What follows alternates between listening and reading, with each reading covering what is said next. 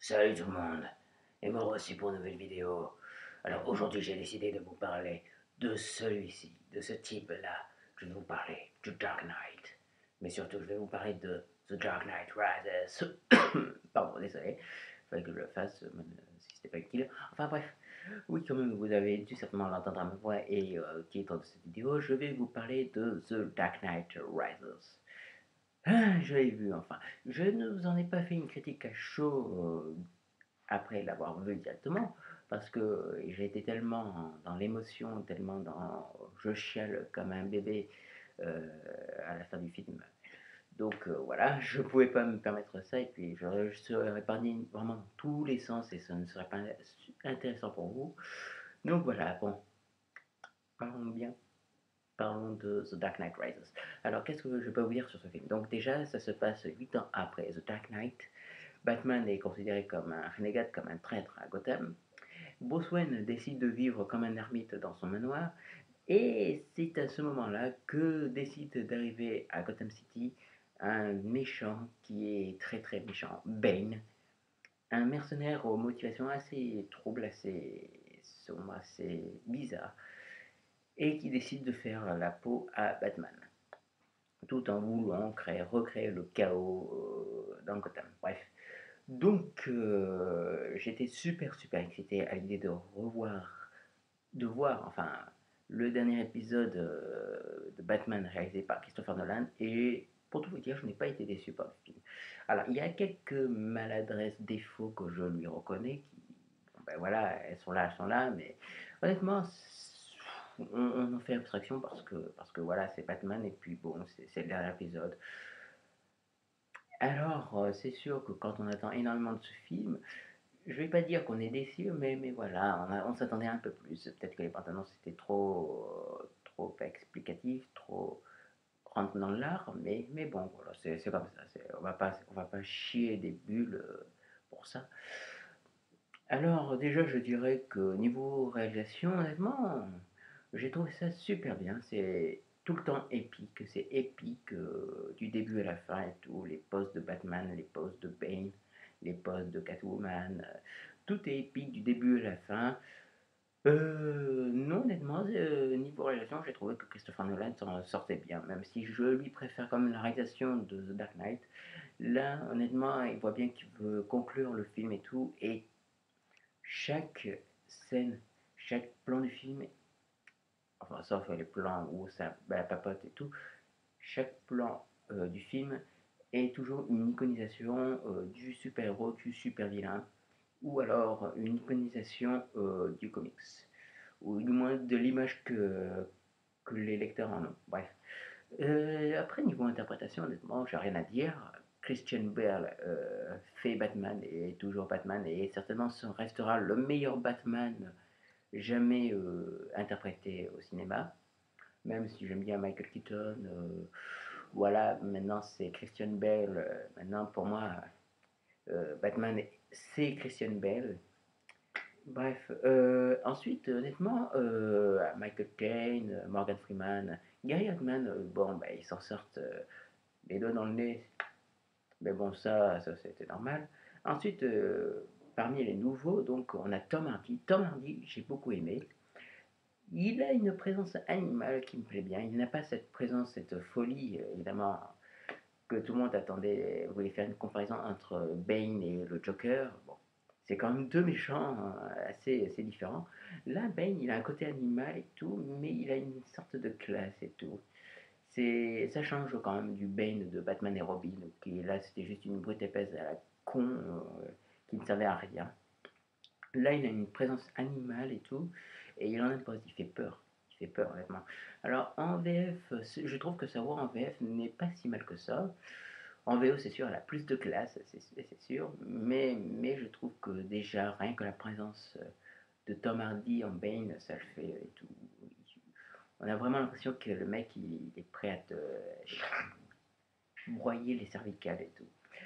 Ensuite, Joseph Gordon-Levitt est certainement l'une des plus grosses révélations de ce film. Honnêtement, c'est pas le beau gosse du film et tout ça, mais il a quelque chose dont je ne dirai rien dessus. pour ceux qui n'ont pas vu le film, évidemment, je ne dirai rien. Mais voilà, petit à petit, voilà.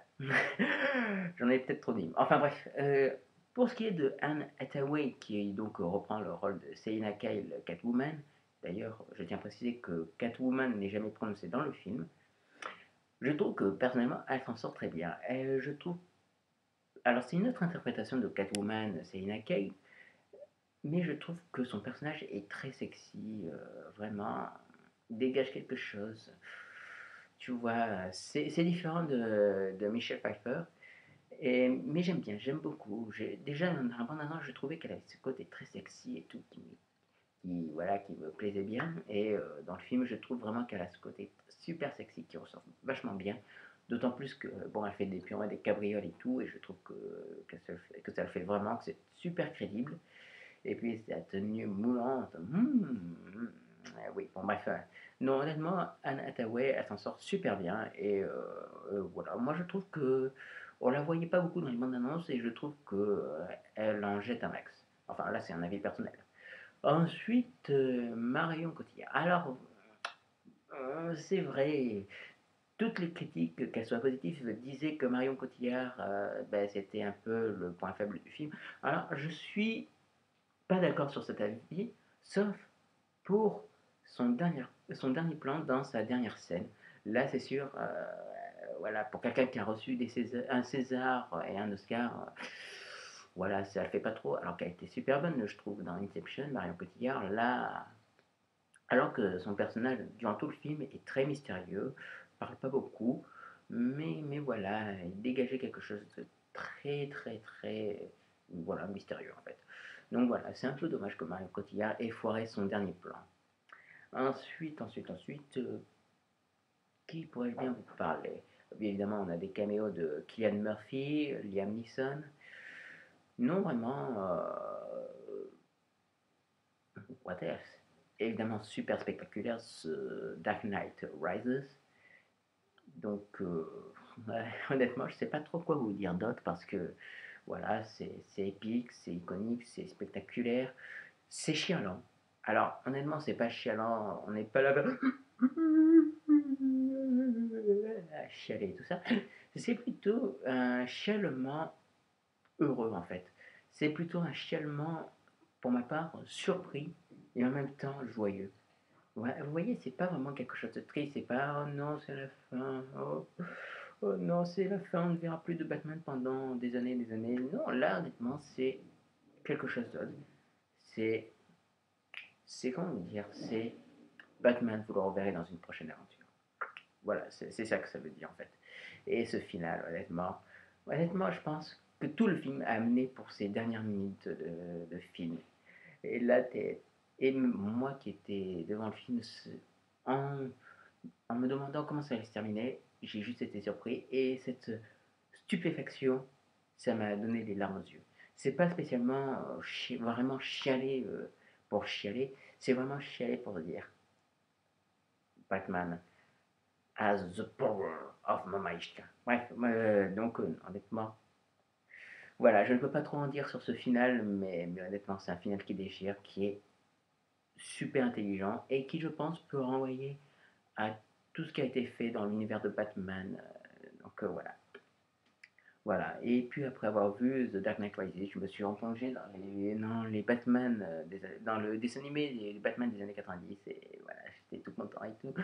Ah là là. Bref, non honnêtement, Batman The Dark Knight Rises est très bon dans l'ensemble. Alors il a quelques défauts comme par exemple des ellipses narratives, temporelles, voilà. Mais je pense que c'était surtout dû à la durée du film parce que sinon ça aurait été super long, ça aurait été un film de 3 heures, 3 heures et demie. Donc vous voyez. Après, c'est sûr que la violence est édulcorée, donc ce qui est un peu dommage, parce que là, il y a des morts. Honnêtement, en tout, je pense qu'il y a des centaines de morts, et il n'y a pas la moindre goutte de sang, ce qui est dommage.